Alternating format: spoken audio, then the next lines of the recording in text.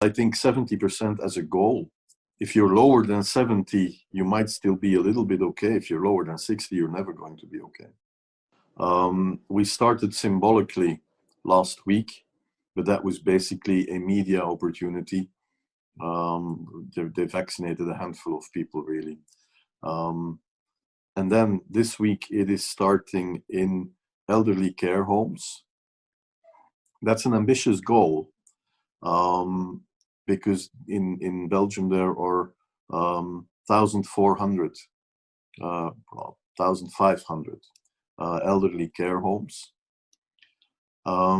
They want to reach that population first because there were still outbreaks in these elderly care homes with a lot of mortality. About half of the mortality in Belgium was in the or is in the elderly care homes. That's a logistical nightmare. They could have started with an easier goal, and that would be the hospitals. You have 104 hospitals, and they're all professionally run. They're easy to reach. They all have a hospital pharmacy where you can deliver vaccines and they can be stored. With 1,500 elderly care homes, it's a more ambitious goal. The problem, of course, is the transportation of the vaccines. They're also very small vials that need to be diluted carefully and then have to be really administered in very tiny syringes. They also have to be there, of course, to do that. But you need to be trained, at least a minimum, to do that. That's going to be ambitious for some of the physicians that work in the elderly care homes. So after that, the hospitals will be vaccinated, hospital staff. And I also hope the primary care physicians, about 10,000 primary care physicians. And then that's it for the first wave. And then we have to wait for the next shipment, and they will come in the meantime. And then after that, the people with underlying medical conditions and the other elderly that are not in elderly care homes, they will be vaccinated. After that, it will be the essential professions. And I hope by that time we have enough other companies on the market not to have to make priorities there. Because then the priorities become extremely difficult. Because everybody wants to be vaccinated.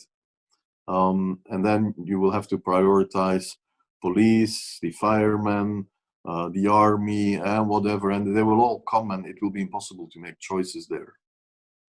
So after that, I hope for a campaign in the general population where everybody who wants it can get vaccinated.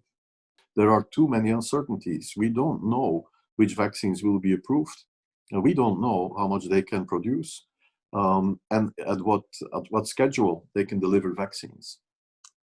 So everything beyond the horizon of a month is fraught with uncertainty. In the beginning, it will be probably 10, 20,000. Rapidly, in a couple of weeks, it will be at a speed of 90,000 per week. That's the number of vaccines that we'll get.